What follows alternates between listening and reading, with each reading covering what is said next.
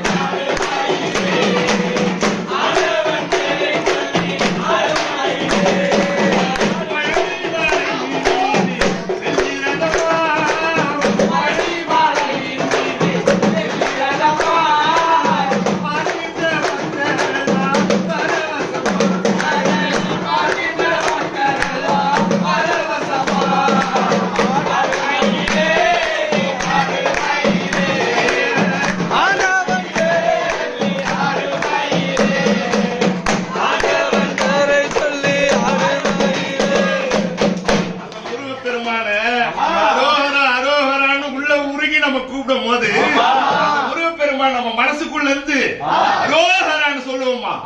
சொல்லும் போது அந்த மயில் எப்படி ஆடுமா?